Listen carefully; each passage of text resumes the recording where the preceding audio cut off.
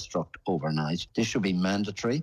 And jewellery and cash remain the top items stolen in burglaries. Figures from Gardaí show nearly half of break-ins take place between 5 p.m. and 11 p.m, with the front door the most common entry route for thieves. Sergeant Graham Kavanagh explains what thieves are looking for. Cash, jewellery, sometimes electrical items.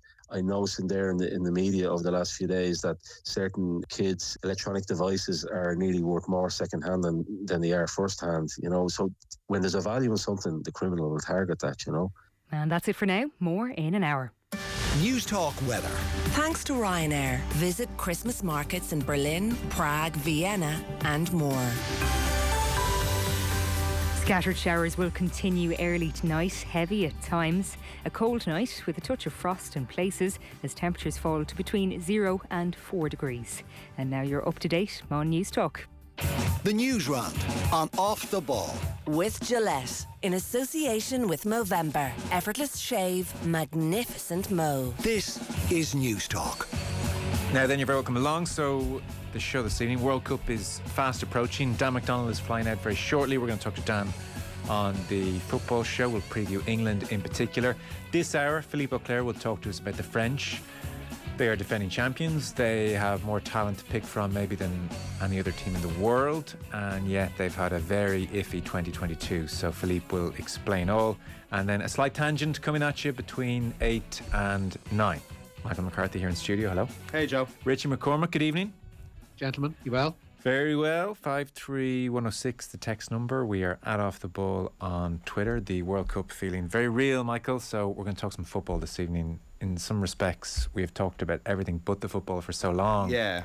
It's okay to talk about the football too, I think, at this stage. I think it probably is. I think we'll come back to all the other stuff. I don't think I could hear another word come out of my mouth about what's, and that's terrible because you do get kind of sick of hearing the same things, even though it's really, really important. But, I think that'll happen as we get to Qatar. I think we'll start, diving back into it again in a real way. But actually, there is a football tournament happening, and seeing the England team photo today, for example, was the first time I thought it felt in any way like not quite yet a World Cup, but something significant. Yeah.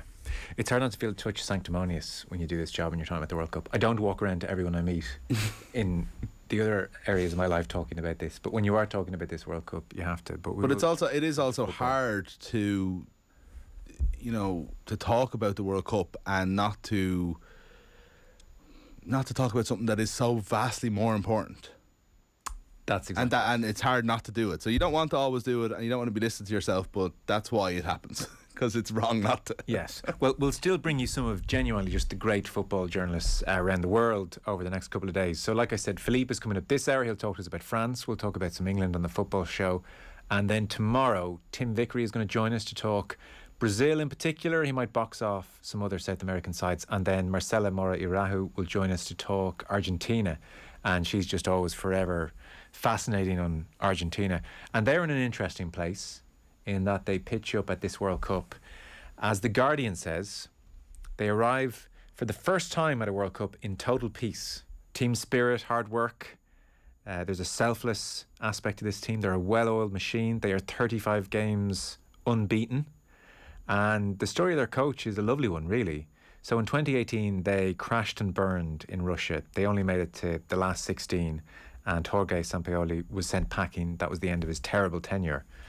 And at the time, Lionel Scaloni, his assistant, was given the job very much on an intern basis. Just sit in there.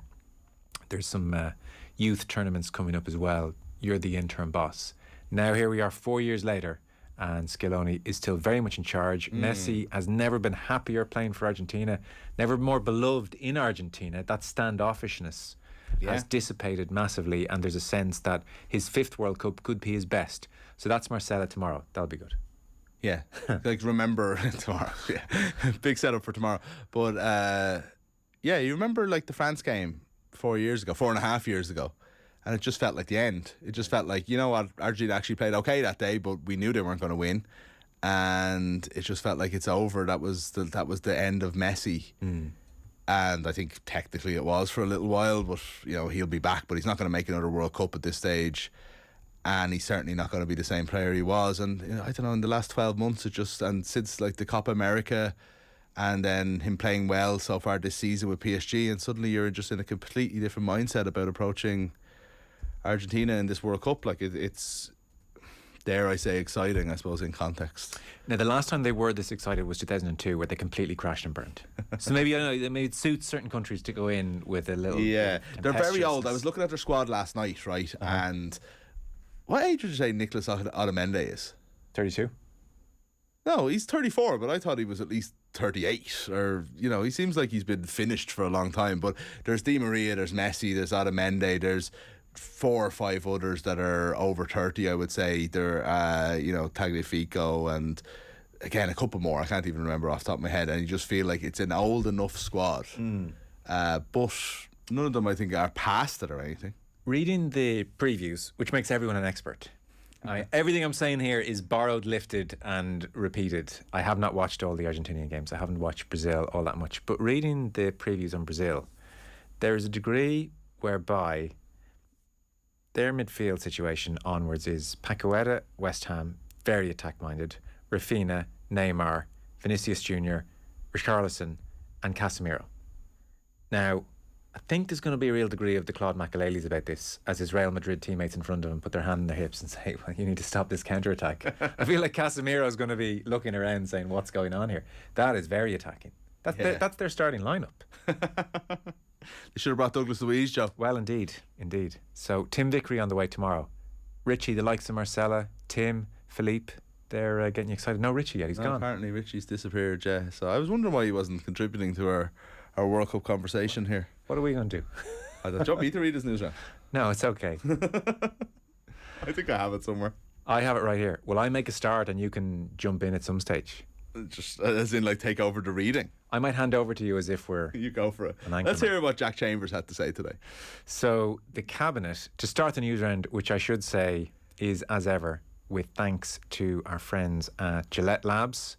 And the news round is also in association with Movember. Effortless Shave, Magnificent Mo. You can sign up or donate now at Movember.com. Let's jump into the news round. When Richie joins us, we'll hand back to him.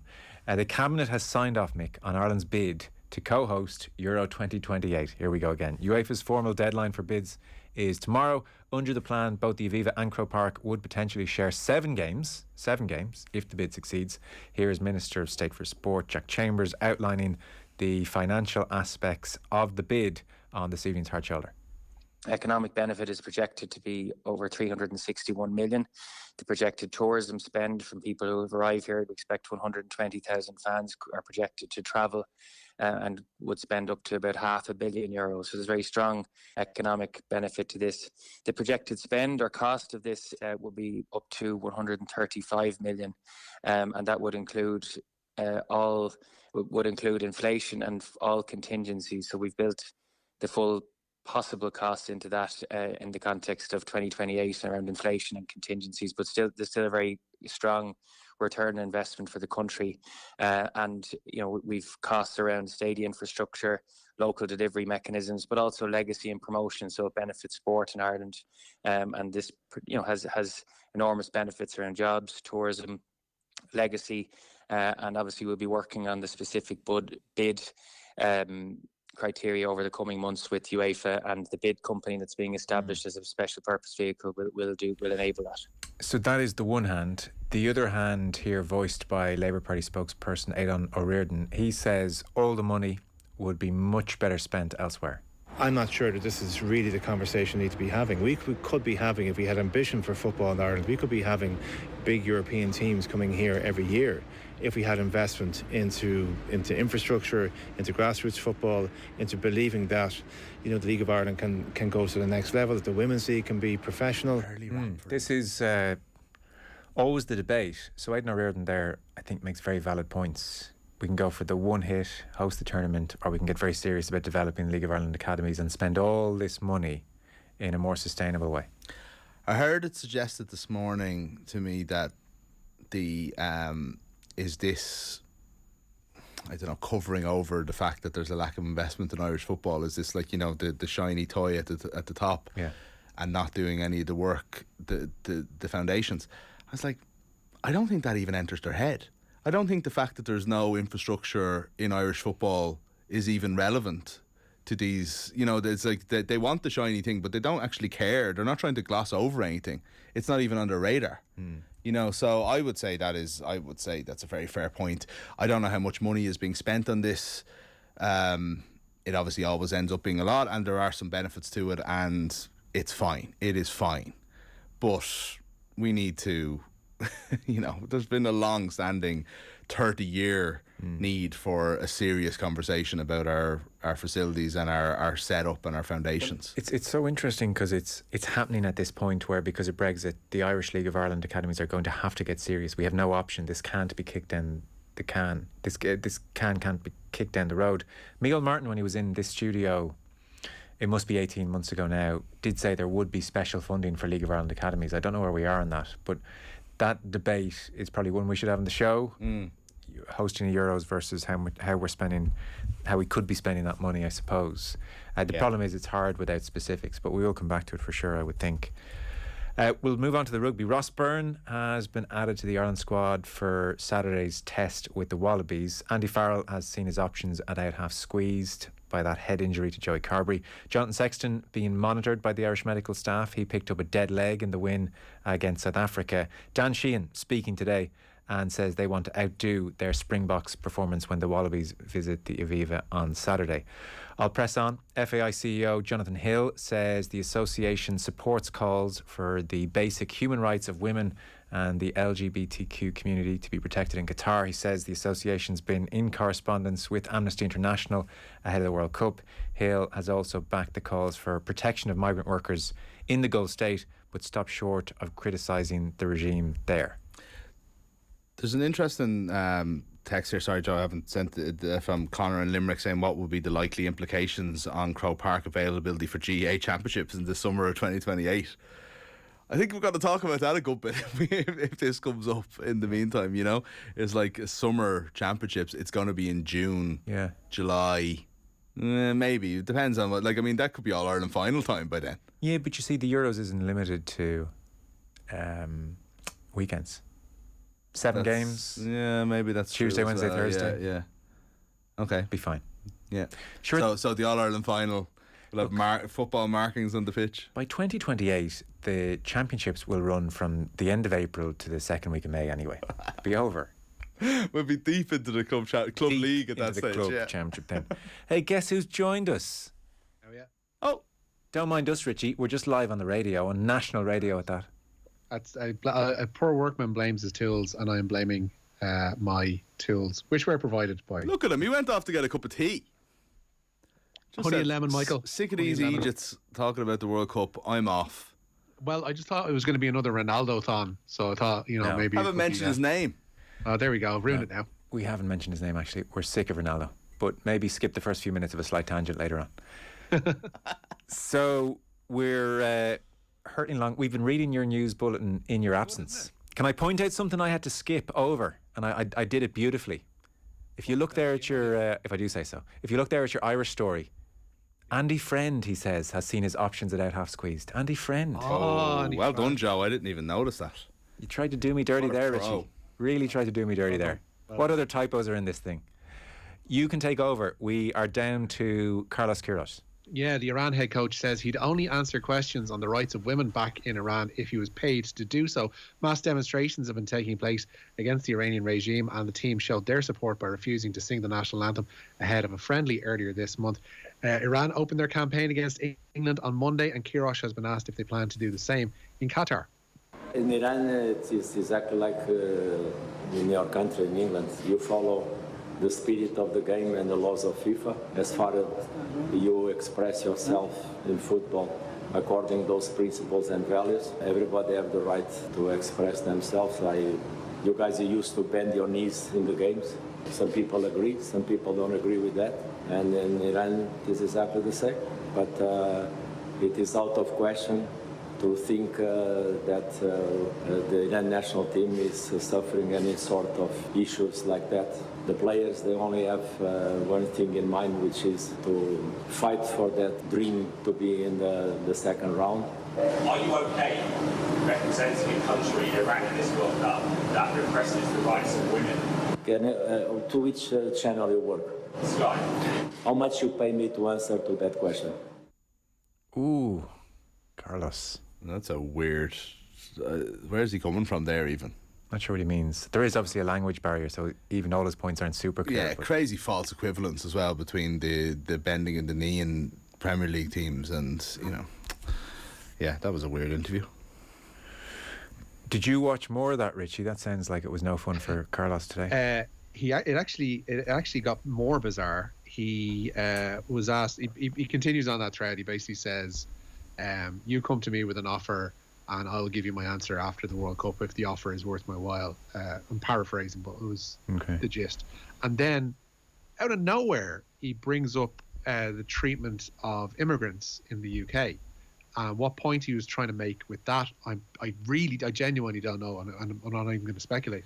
But he brought up the treatment of immigrants in the UK as his kind of closer on being asked about women's rights in Iran. Okay. So yeah, just a perverse, bizarre press conference from. I guess it's the let any country without sin step forward first to castigate another is the defence there. The thing about it is, we're going to see, like, I know people are kind of sick of talking about the moral aspects of the World Cup, perhaps, and you wanted to talk about the football.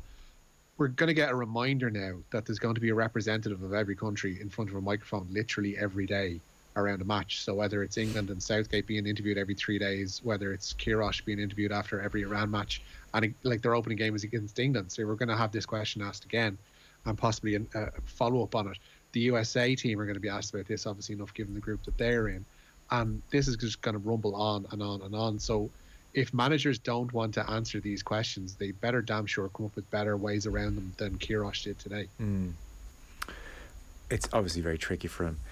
The Iranian players did stage that very notable protest a couple of weeks ago. One presumes they'll be thinking about doing something similar against England in front of the eyes of the world. And then the other question, of course, is to what extent will the cameras catch all of these protests? I mean, we may, by dint of Qatari TV directors and FIFA, never see much of the armbands. It's all FIFA. The Qatari TV directors have it's been taken out of host broadcasters' hands since '98. I don't think FIFA will be zooming in on the armbands. No, they won't. They absolutely won't. FIFA, and we even saw during the last World Cup, if you remember, that they were stockpiling fan reactions that weren't necessarily live, but fit with the theme of what was going on in those past couple of seconds. So they're very much going to stage manage this to an unholy degree in terms of the image that they want to put out of this World Cup being in Qatar, and that one will be a almost 99% positive one. The idea that you're going to see protests or scuffles in the crowd, or people waving flags in support of certain kind of protests or whatever, that's not going to happen, and we're not going to see it unless, like, BBC cameras will be in there independently shooting their own stuff. ITV, you'd imagine, will be the same. But that's what you're going to be really relying on Twitter and social media to see that kind of stuff, because it's not going to be on telly. Yeah, that's going to be fascinating. So the Iranian players a couple of weeks ago, they covered the national symbol, the emblem on their jackets before the friendly with Senegal, and it went viral and it went around the world. So what happens in their first game with England if they're all covering the national emblem again? Are FIFA saying cut to the crowd? I mean, it's all of that aspect is going to be the headshots. Fascinating. There'll be a guy right beside them. Headshots. Who, like zoom in. He'll be literally up beside their face, tilted up. Do you think away from the jersey? Do you think so? I don't know. I think it's a possibility. Yeah. We should press on Sadio Mane, Rich. Yeah, it's believed Sadio Mane will miss Senegal's first games at the World Cup. The Bayern Munich striker suffered a ruptured tendon during a recent Bundesliga win over Werder Bremen. He has been included in their squad, and Senegal's opening Group A game comes against the Netherlands on Monday. They're due to play Qatar and Ecuador in the subsequent 8 days. Senegal Federation board member Abdoulaye Sow made the Mane revelation today that he'll be out for a number of games without putting a time frame on his recovery. Text in, madness to spend any money on hosting the Euros. Irish football needs investment at grassroots to League of Ireland level. But here's a novel idea. If we do have spare money, building houses might be a good idea, says one texter. These are all the things that the government will have to deal with. Housing crisis, healthcare system, you name it. Whatever the cause du jour is today and in 5 years' time, it'd be very hard to argue against that. Yeah. Now, there is another argument, though, that, like, we're running massive budget surpluses, and the issue with a lot of these things isn't money but proper planning and the infrastructure for that planning. The will to do it. Yeah, exactly. You know, and spending a few million here is like, it doesn't look great, but like there's a part of me that's like, I am a bit conflicted about this. There's a part of me that like does want that, like Ireland on, it's not even just the games, it's like Ireland on the name of the tournament. Like there is good stuff from that. We dismiss it, but there is also then the other mature part of you saying like that doesn't matter compared to the stuff that compared to the more important stuff. Yeah, for sure. And I mean, I love the way I said what the cause du jour will be in 2028, as if it still won't be housing. It'll be housing and healthcare, yeah, as with the same things. I think so. We had Aidan O'Riordan there, and we had Jack Chambers. I think these arguments just need to be based in facts and figures that are absolutely dependable. So when Jack Chambers is saying it's going to be worth X to the economy and it's going to generate this and generate that, that needs to be verified, that needs to be unequivocal, and then we can look at it and say in very real way, what is the cost of this thing? Because it shouldn't be a massive cost. We're not building the Aviva Stadium, we're not building Croke Park, so it should be relatively feasible, but it just has to be laid out very clearly. Yeah, and if Croke Park does need upgrades, as it might do, I think that's something that we should be looking at anyway. Yeah. And look, there's always going to be a certain element of the GA paying for that, and there's a certain element of there being some taxpayer funded help for it. You know what I mean? So it's like, again, the cost is going to be in other places. We also are in a place where Dublin is in a genuine transport and accommodation crisis, and I can't see there being any difference in 6 years. Can you? What are you talking about, Mick? The metro is going to be installed by then. That's all. It's all golden. It's not even planned to be, Richie. That's, believe it or not, there isn't even a plan for the metro by 2028. Who need planning is just a piffle little thing. We'd be grand. We're going to set up a train going directly from the airport out to Croke Park, and that's going to be the end of it. It's grand. Will we ever live in a city where like the Lewises joined up? I don't know. Joe, come on. I don't know. Well, what we'll do though is we'll start at the end. We'll ban cars from the city centre and put in congestion charges and all this thing, all while saying, because that's what London does. It's like, yeah, but you can get around London without your car. Yeah.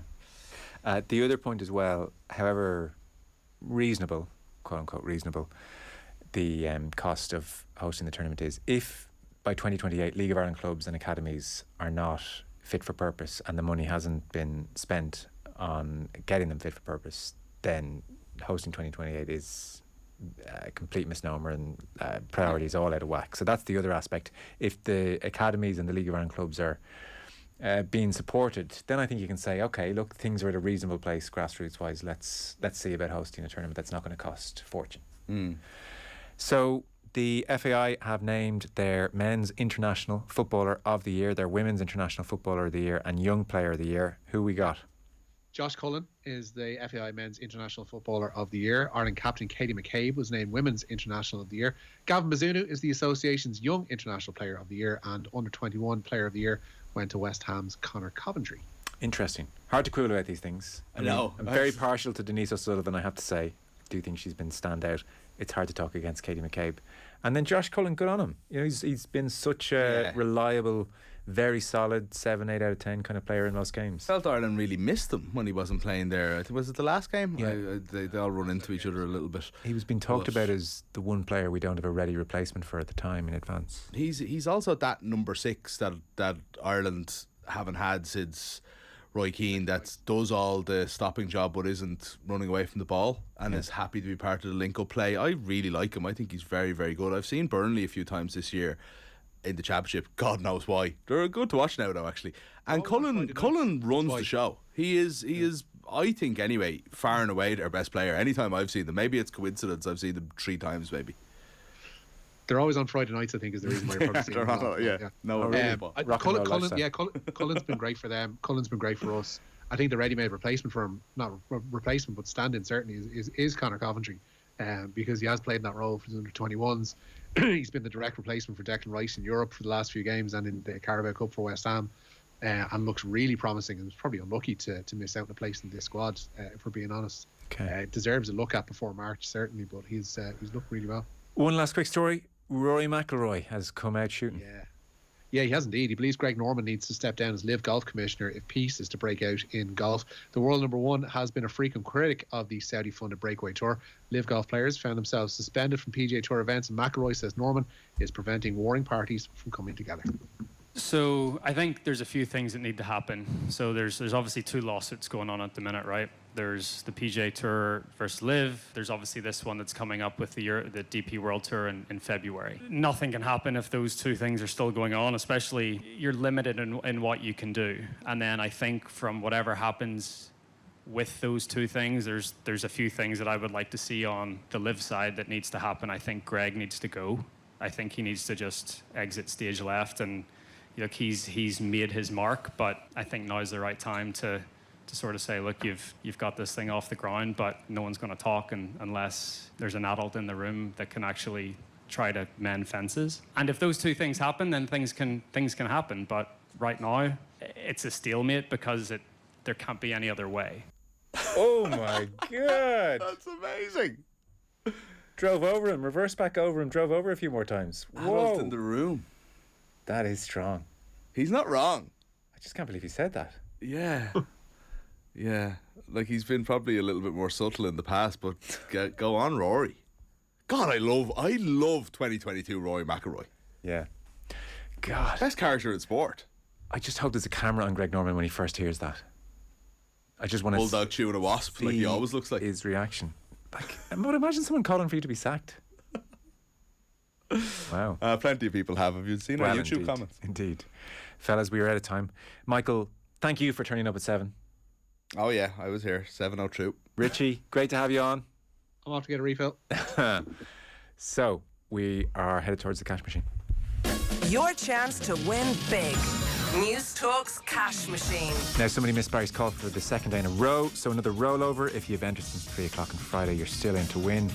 But you need to know the new number, which is €61,411.63. Text play to 57557. Get your entry in by 3 tomorrow. And then across the Go Loud network stations, Barry Dunn will make the call. If your phone rings, answer within 5 rings. The exact amount in euro and cents. And the cash is yours. So remember again, 61,400.